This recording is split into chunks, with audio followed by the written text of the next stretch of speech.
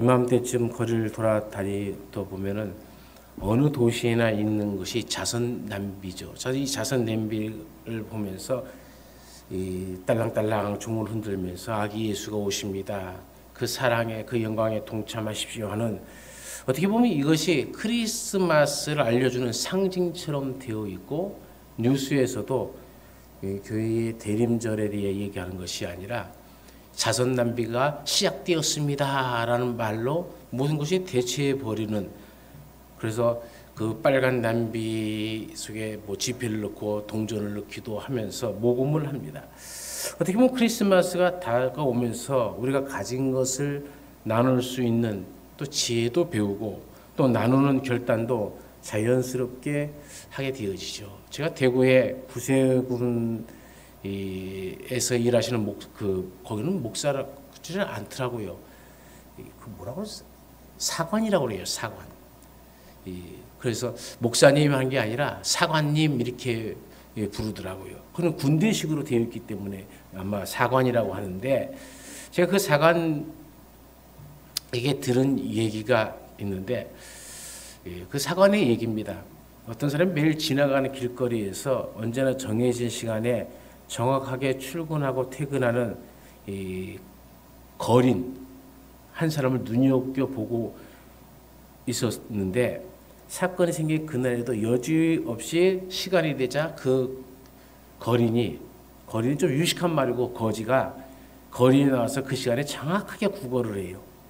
이 사람이 늘 그 사람이 어떻게 거지가 돼갖고 자기 직업 정신이 투철하구나, 정확하게 그 시간 되면 딱 나와 있고, 또 이 사람이 퇴근길에 딱 유심 봐도 또 정확하게 그 시간 되면 딱 퇴근하더라는 거예요. 거지도 벌어먹고 살기 위해서는 저렇게 출근도 퇴근도 정확하게 하는구나. 그러면서 시간 될 때마다 또 자기가 허용되는 대로 돈을 그 사람에게 항상 주는 것이 습관이 되었는데, 어느 날 그 사람이 퇴근길에 여전히 있길래 주머니에 무심코 손을 넣는데 손에 뭐 동전도 없고 지폐도 없고 아무것도 없더라는 거예요. 그래서 왜 이러지 하면서 뒤져봐도 없길래 그걸 어떻게 할까 고민하다가 결심하고 그 사람에게 가서 손을 딱 잡고, 미안하지만 오늘은 내가 당신에게 줄 돈이 없습니다. 그 대신에 내 따뜻한 사랑의 손길을 드릴 테니까 나하고 악수 한번 합시다 하면서 악수를 탁 손을 잡았대요. 그랬더니 이 거지가 손을 좀 놔줘야 되는데 손을 안 놓고 가만히 잡고 있더래요. 계속적으로. 그래서 순간 이분이 당황을 했습니다. 그러더니 한참을 지난 뒤에 하는 말이, 내가 몇 년 동안 계속적으로 이 거리에서 구걸하며 살아왔는데 한 번도 누구도 따뜻한 사랑으로 손 한 번 잡아준 사람이 없었는데 오늘 당신이 내 손을 잡아주는군요. 정말 감사합니다. 수많은 돈보다도 진심으로 당신의 사랑에 고맙습니다 하고 인사를 하고 헤어졌대요. 그런데 그 다음 날에는 또 돈을 준비해 갖고 갔더니 그날부터 그 거른이 안 보이더라는 겁니다. 일찍 퇴근했나 보다 하고 생각했는데 다음 날도 그 다음 날도 계속적으로 안 보이는 거예요. 그래서 자기도 깜빡 잊어먹고 살았는데 뒤에 다른 사람들로부터 이야기를 들어보니까는 이 다른 사람에게 구걸하여 먹고 사는 것이 습관이 되어본 이 사람이 이 따뜻한 사랑의 손길을 받은 그 다음부터는 다시는 구걸하지 않겠다고 결심을 하고서, 나도 인간이 무엇인지 참된 인간을 체험했다, 사랑의 깊이를 느꼈다, 나도 이제는 인간이고 싶다, 받는 자가 아니라 주는 자가 되고 싶다, 그래서 이제 나도 일하고 싶다 하면서 일거리를 찾아 나섰다는 겁니다. 그리고는 그 이후로 이 거린을 한 번도 보지 못했다는 얘기죠.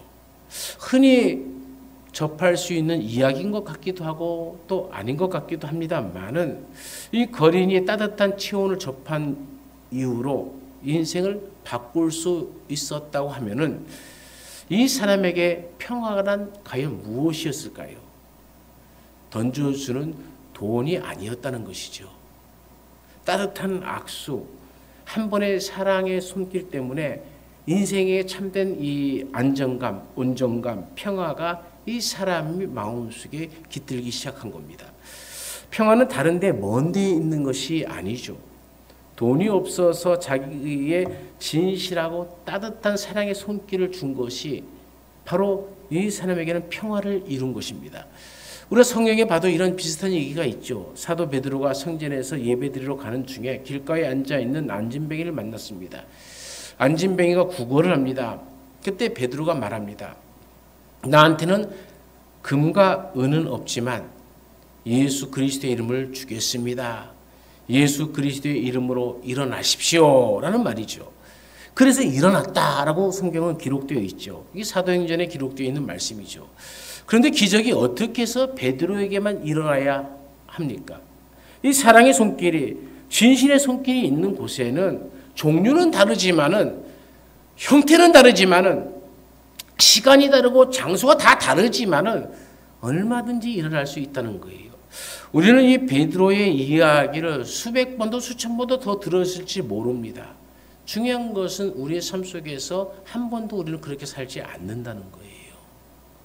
않으니까 기적이 안 일어나는 거죠. 행해야 기적이 일어나는데, 그런 삶을 듣긴 들었는데 그냥 내 삶에서 무덤에 시체를 묻듯이 묻어버린 겁니다. 그러니 그 무덤에서 살아나지는 않는 거예요. 이 기적은 사람의 과거의 탈을 벗고서 하나님의 형상대로 지음받은 인간의 참 모습을 회복하는 겁니다. 인간의 참된 모습을 회복시켜 주시기 위해서 예수님이 이 땅에 오셨고, 오늘도 예수님은 우리에게 이 하나님의 창조하신 그 인간성을 회복하라고 제자 삼고 자녀 삼으신 거죠. 오늘 이사야의 말씀처럼 기적은 행복하고 복된 마음으로 다시 일어서는 겁니다. 그것 말고 다른 기적이 꼭 생겨나야 되는 건 아니죠. 남들이 말하는 혹시 언론에서 대서특별히는 엄청난 일들, 그것은 남의 일이지 우리의 몸으로 느끼는, 우리가 실감할 수 있는 기적은 아닐 겁니다. 그러나 우리가 실감할 수 있는 기적들이 우리 가까이 있다는 거예요.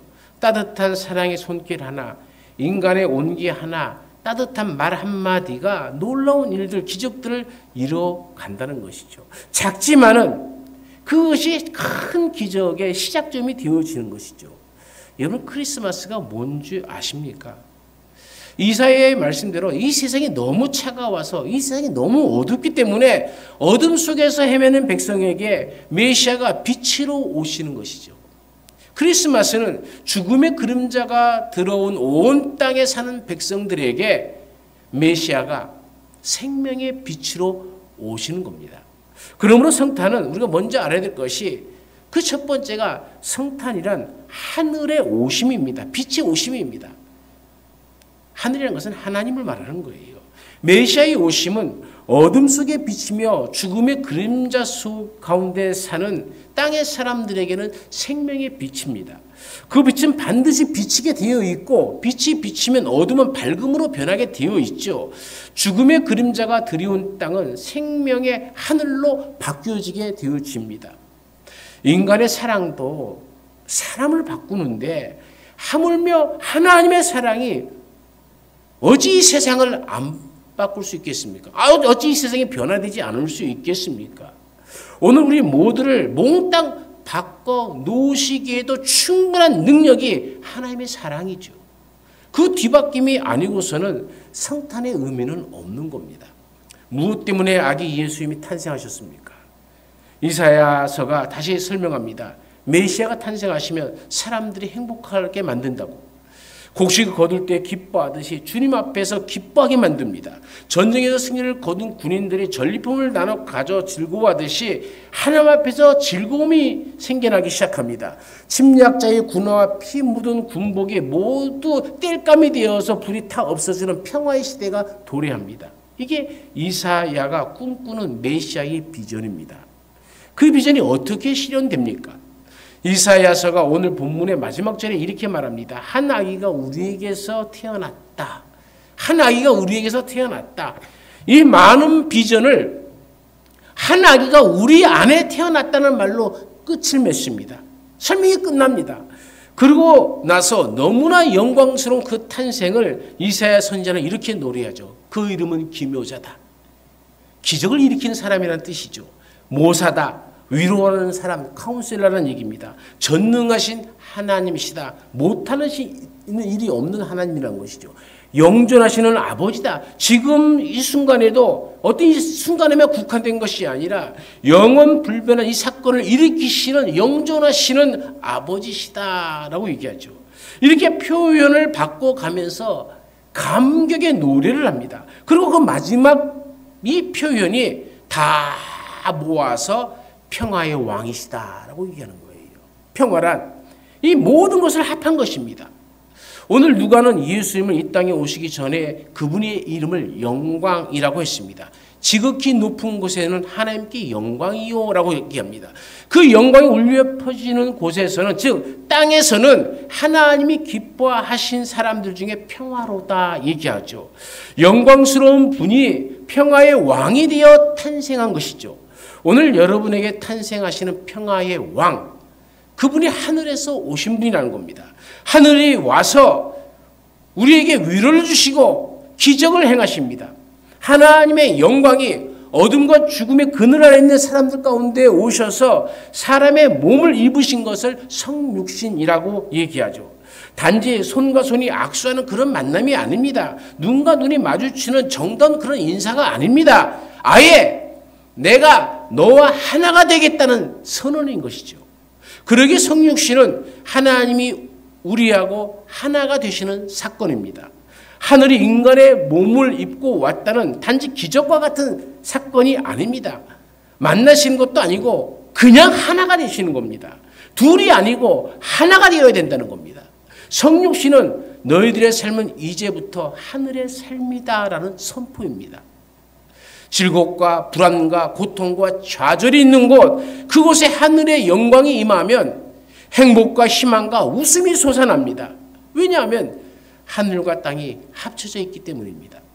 성탄절이란 하나님이 우리와 합치되었음을 기뻐하는 절기이죠. 예수님께서 태어나신 후에 공생애 전까지 약 30년 동안 뭘 하셨는지 성서에 기록이 없습니다. 성서는 30살쯤 공생애를 시작하셔서 33살쯤 십자가에 못 박히시고 3일 만에 부활하신 것을 중심으로 쓰여 있습니다. 그래서 사람들이 영광스럽게 태어난 이후 그 30년 동안 그분은 무엇을 했는지 궁금해합니다. 우리처럼 살아간 실존적인 인물, 역사적인 인물인 예수님, 그 예수님을 뭐라고 살았느냐라는 것이죠. 상상의 영역일 뿐 성서에는 아무런 기록이 없습니다. 그것은 하나의 잊혀진 증거도 찾을 수 없는 그런 역사입니다. 적어도 성서는 거기에 전혀 관심이 없다는 거예요. 성서의 관심은 말구유에서 태어나신 일, 그리고 30년이 지난 다음에 시작된 공생애와 십자가에 죽고 부활하여 승천하신 역사에만 집중되어 있습니다. 하늘의 역사에도 상당한 시간적 공백이 필요한 모양입니다. 십자가에서 죽으셔서 부활하기까지 3일 동안 예수님은 무엇을 하셨습니까? 골고다 언덕에 있는 무덤에 묻히셨죠. 무덤에서 뭘 하셨습니까? 아는 바가 없습니다. 그것도 우리의 관심사가 아닙니다. 성탄을 기뻐한다는 것은 30년 동안 무엇을 했는지를 묻는 것이 아닙니다. 성탄은 하나님이 말구유에서 태어났다는 것, 십자가에 우리를 대신해서 죽으셨다는 것, 그리고 3일 만에 부활하셨다는 것, 이 세 가지를 확인하며 기뻐하는 겁니다. 아울러 한 발짝 더 나가서 다시 오실 주님을 준비하며 살아가는 것, 이것이 대림절을 맞이하는 우리의 자세가 되어야 됩니다. 두 번째로 우리의 삶 속에서 우리는 행복한 성탄을 맞이해야 합니다. 성탄이 과거의 역사가 되어서는 안 됩니다. 오늘 우리의 삶 안에서 성탄의 역사가 일어나야 합니다. 부활하신 그리스도가 오늘 우리의 심령과 삶을 통해서 다시 태어나야 되는 거예요. 이것이 우리가 살고 숨 쉬어야 할 생명인 것입니다. 오늘 우리에게 다시 오시겠다고 약속하신 부활하신 그리스도가 나의 삶 속에서 잉태되어지고 다시 탄생해야 하는 것이죠. 그리스도가 없는 성탄을 보내서는 안 되죠. 날마다 그리스도와 함께하는 성탄이 되어야 됩니다. 그저 호들갑 떨듯이 성탄의 트리는, 우리 교회도 성탄의 트리가 있는데 성탄의 트리가 좀 작아요. 여러분 호텔 가보십시오. 백화점 가보십시오. 이거보다 훨씬 큰 높은 성탄의 틀을 갖고 뭐 성탄의 노래 뭘 불러요? 희한하게도 징글벨 징글벨 징글로드벨 부르고 있어요. 진짜 징그러워 죽겠어요. 성탄하고 상관없는 노래를 틀어놓고 성탄이고 크리스마스 하는데 그것이 그리스도와 함께하는 성탄이겠습니까? 비록 작은 촛불 하나를 켜놔도 우리 삶 속에서 예수님이 함께 하시는, 그래서 예수님이 나의 삶에서 탄생해서 내 삶이 그리스도와 닮아가는 것이 성탄의 가장 중요한 의미가 되어지는 것이죠. 왜 우리 삶 속에서 다시 태어나셔야 합니까? 아직도 우리 사회에는, 우리 현실에는 어둠이 너무 짙게 깔려 있기 때문에 그렇은 거죠. 마국간, 이것은 인간이 가고 싶지 않은 곳입니다. 말이나 짐승들만 있는 곳이죠. 인간 사회로 얘기하면 변두리입니다. 인간 소유의 가장 극단적인 현장입니다. 인간 사회 울타리를 벗어난 성 밖의 지역입니다. 성 안에 남은 데가 없어서 부활하신 그리스도는 오늘도 우리 사회의 변두리, 울타리를 넘어서 변두리 성으로 향하고 계시고 있지는 않은지 우리가 다시 깊이 생각해 봐야 되죠. 교회가 예수님 없는 성탄을 보낸다는 것은 비극입니다. 비극을 넘어서 저주입니다. 우리가 그것을 인식하지 못하고 살아간다면 우리의 삶이 이미 세속화되어져 버렸다는 것이죠. 우리의 삶이 세상과 다를 바가 없다는 뜻이 아니고 무엇이겠습니까? 주님께서 왜 울타리를 밖을 넘어서 바깥의 성 밖의 지역, 변두리 지역으로 가십니까? 그곳에서 다시 십자가에 못 박히기 위함이죠. 세상의 질곡이, 세상의 불의가 있는 한 십자가는 다시 세워집니다. 예수님이 다시 십자가에 못 박히셔야 된다는 것이죠.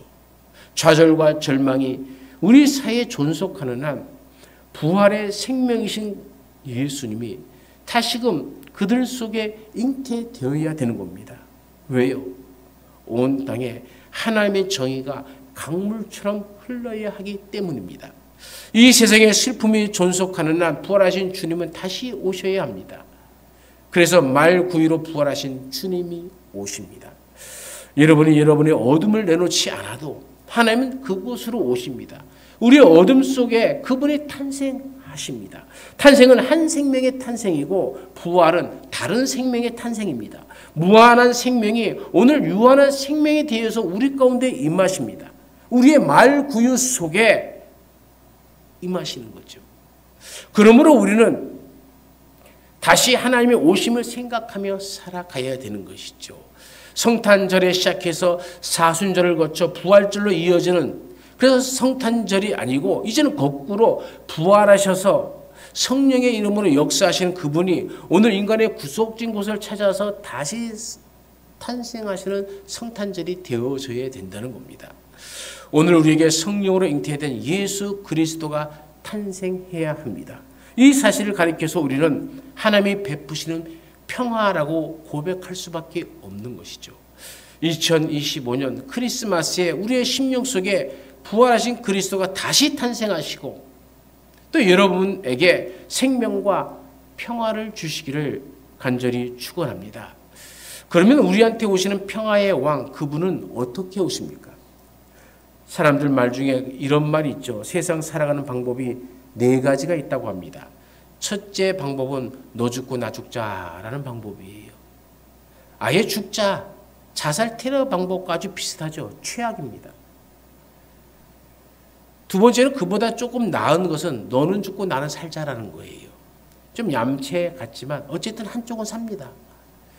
세 번째 방법은 더욱 나은 방법이다 생각되지만 그 방법 또한 나 죽고 너 살아라 하는 방법이에요. 불길 속에 뛰어드는 어머니의 심정이죠. 그러나 네 번째 가장 좋은 방법은 너도 살고 나도 살아야 된다는 거죠. 여러분, 성육신은 무엇입니까? 예수님께서 너도 죽고 나도 죽을 수밖에 없는 이 인간의 죄악 속에 오늘 살아계신 전능하신 하나님으로 잉태하여서 너도 살고 나도 살자라는 방법 아닙니까? 예수는 죽음으로 끝날 수가 없는 분이셨습니다. 예수님이 죽을 수밖에 없는 우리 가운데 오시면 우리 역시 죄의 사함을 받고 용서받고 살게끔 되어 있죠. 크리스마스란 하나님과 인간이 합치되었고, 그래서 하나님이 사시고 또한 우리 역시 하나님 안에서 다시 사는 공동체적인 사건인 겁니다. 하늘과 땅이 함께하는 사건, 이 사건을 오늘도 우리가 이 시대 속에서 기대해야 됩니다. 그래서 우리의 발걸음이 가는 곳에 생명이 움터나야 되는 겁니다. 믿는 자들이 가는 곳에 새 생명이 움터나야 되는 것이죠. 그래서 나도 살고 너도 살고, 그래서 하나님과 이 땅에 우리들이 하나가 되어서 살아갈 때에 그것이 바로 천국의 삶이 아니겠습니까? 예수님은 반드시 다시 오십니다. 전쟁의 참호 속에 시달리는 모든 백성에게도, 테러로 지금 좌절해 있는 사람들에게도, 우리의 모든 불안과 좌절 속에 있는 사람들에게도, 지난 한 주간 동안에 동남아에 엄청난 비가 쏟아져 갖고 하루에 335mm가 쏟아져 갖고 동남아 지역이 정말로 물난리가 났습니다. 그러나 그들 속에도 우리 주님은 찾아오십니다. 오늘 예수께서 죽지 않고 생명으로 이 지구촌의 모든 이들에게 찾아오십니다. 예수님이 말씀하시죠. 만나자. 이건 악수가 아닙니다. 나하고 한 몸이 되자. 내가 너의 몸 안에 성육신하겠다. 나한테 참여하라. 그 말이죠. 다시 말하면 행동하는 사건인 거죠. 만나자 하고 끝나는 것이 아니라 만나자. 그래서 너와 나와 대화를 하고 너와 내가 생각이 같아지고 너와 내가 하나가 되어지자는 사건이 성육신의 사건이죠. 그게 바로 크리스마스입니다. 제가 어느 교회 권사님 한 분한테서 작은 이 문자를 받았어요. 문자 내용이 길게 되어지니까 또 눌러야 다시 쭉 펴지더라고요. 그게 무슨 내용인가 읽어봤더니 거기에는 사는 얘기, 죽는 얘기가 아주 재미있게 쓰여져 있었어요. 그런데 알고 봤더니 나중에 저는 그걸 모르고 야, 뭐 이런 것도 있나 했더니 나중에 알고 봤더니 노래더라고요. 노래였어요. 무슨 노래냐면 백세 인생이라는 노래였어요. 뭐 이해라는 가수가 불렀던 노래인데 저는 이해라는 가수도 누군지도 모르고 무심코 봤는데 참 재미있네 하면서 무심코 읽었어요. 60세의 저 세상에서 날 데리러 오거든 아직은 젊어서 못 간다고 전해라. 이 가사가 참 재미있어서 계속 읽어봤어요. 그랬더니 70세의 저 세상에서 날 데리러 오거든 할 일이 아직 남아 못 간다고 전해라. 80세의 저 세상에서 날 데리러 오거든 아직은 쓸만해서 못 간다고 전해라. 90세의 저 세상에서 날 데리러 오거든 알아서 갈 테니 재촉하지 말라 전해라. 100세의 저 세상에서 날 데리러 오거든 좋은 날 좋은 시에 간다고 전해라 하면서 아리랑 아리랑 아라리요. 그래서 그 노래가 그걸로 끝난 줄 알았는데 이어지더라고요. 다시 뭐 2절처럼 이어지는 게 재밌죠. 80세의 저 세상에서 또 데리러 오거든 그래요. 자존심 상해서 못 간다고 전해라. 90세의 저 세상에서 또 데리러 오거든 알아서 갈 텐데 또 왔냐고 전해라. 그러면서 끝에가 뭐라고 얘기합니까? 150배 저 세상에서 날 데리러 오거든. 아주 되게 장사고 싶은 모양이에요. 150세까지 가더라고요. 그때 뭐라고 얘기하면 나는 이미 극락세계에 와 있다고 전해라. 이걸 보면서 아리랑 아리랑 아라리오 하는데 왠지 슬프기도 하면서 왠지 또 그렇게 해야 될 것도 같기도 하면서 하여튼 미묘한 감정을 느꼈습니다. 쉽게 얘기하면 그 마지막 끝에 한마디죠. 우리 모두 건강하게 살아가요. 여러분 우리 모두 건강하게 살아가는 것이 우리의 아마 행복일 겁니다. 우리 교회도 자꾸 이제 시간이 지나면서 연세 드신 분들이 많아지면서 여기저기 아픈 분들이 많고 참 여기저기에 탈나는 사람들이 많아지는데 참 가슴 아픈 일이죠. 옛날에 먼저 번에 작년이죠. 작년 이맘때쯤 되는데 교회를 사임하고 간 아화교회 목사가 자기가 10년을 못 채우고 9년 돼갖고 이제 뭐 개척하기 위해서 가는데 그 9년 동안 아화교회에서 장례를 치는 것만 50번이 됩니다. 참 젊은 사람들은 안 들어오는데 연세 드신 분은 자꾸 돌아가고 이러다가 교회가 어떻게 될지 모르겠습니다. 그러면서 가슴 아픈 마음으로 자기는 교회를 떠나서 도시에 가서 개척을 해야 좀 젊은 사람들이 있으니까 좀 활력을 받고 힘을 얻을 것 같다는 거죠. 여러분 50번의 장례를 치니까 목사 자체가 병이 들어가는 거예요. 자, 죽을 수밖에 없는 존재구나, 죽는구나 하면서. 여러분도 혹시 2025년에 우리를 누가 데리러 오거든 우리 사회를 좀먹는 반평화적인 반인류적인 자식이 부모를 죽이고 부모가 자식을 죽여도 눈 깜빡하지 않는 이 부도덕한 사회에 이렇게 우리가 얘기할 수 있어야 되죠. 나는 부활하신 그리스도가 탄생하는 크리스마스를 기다린다고 일러라. 또 데리러 오거든 나는 부활하신 그리스도가 탄생하는 크리스마스를 다시 또 기다린다고 전해라. 오늘만이 아닙니다. 내년도 내후년도 언제까지나 우리는 하나님의 생명 가운데 있음을 믿어야 됩니다. 크리스마스는 인간과 그 가정과 그 세계의 모든 것이 온전한 변화를 추구하는 평화의 사건으로 임합니다. 고든 맥도널드 목사님은 미국 유명 병원의 의사인 한 나이지리아 여성과 이야기를 나누게 되었어요. 이 여성은 나이지리아어로 매우 긴 이름을 가지고 있었습니다. 이름이 하도 특이해서 이 맥도날드 목사님이 너 이름의 뜻이 무엇이냐라고 물었어요. 그러자 그녀는 자신의 이름의 뜻이 분노를 사라지게 하는 아이라는 나이지리아 언어라고 가르쳐 줍니다. 그런데 왜 너 부모는 네 이름을 분노를 사라지게 하는 아이라는 이름을 지어줬느냐 다시 물었더니 그 의사가 하는 말이 자기의 부모는 서로 매우 사랑했는데 자기의 할머니 할아버지가 이들의 결혼을 극구 반대했대요. 그래도 서로를 너무 사랑하기 때문에 부모와 가족들의 의견을 무시하고 결혼을 했고 그들은 몇 년 동안 가족 사회로부터 추방을 당했습니다. 그녀의 어머니가 그녀를 낳게 되었고 할아버지와 할머니는 손녀인 자신을 안으면서 부모를 모두 용서했다고 그래요.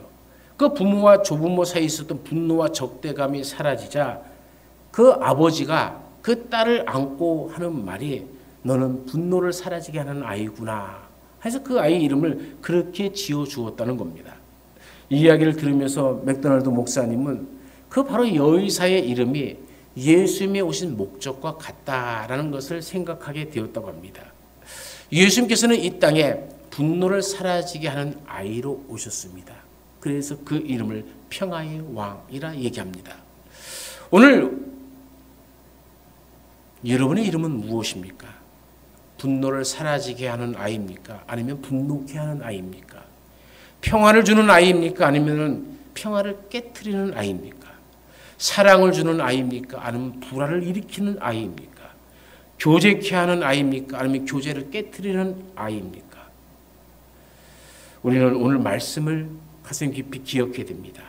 땅에서는 하나님이 기뻐하시는 사람들 중에 평화로다. 예수님의 이름입니다. 땅에서 하나님이 기뻐하시는 사람들 중에 하나님이 기뻐하시는 사람들 중에 오늘도 예수님은 평화의 왕으로 다시 태어나고 있습니다. 평화의 왕이 되어지지 못한다면 그래서 우리가 평화를 끼치지 못하는 사람이 되어진다면 예수님과 우리는 아무 상관이 없는 사람이 되어지고 맙니다. 하나님께서는 어떻게 어떤 이름으로 우리의 이름을 기억하실까요? 사람들이 아들 예수님을 멸시하고 죽일 것임을 아시면서도 우리와 화해시키기 위해서 영원한 화해 제물로 예수 그리스도를 이 땅에 보내주신 분이 하나님이십니다. 하나님께서는 영원한 평화를 우리에게 주시기 위해서 예수님을 아무 값 없이 내어주셨습니다. 오늘 우리도 하나님의 자녀라면은 우리 가운데 우리 심령 속에 예수님이 다시 탄생한 크리스마스를 맞이했다면 먼저 우리가 이웃에게 화해의 손을 내미는 그런 성탄절이 되어야 됩니다.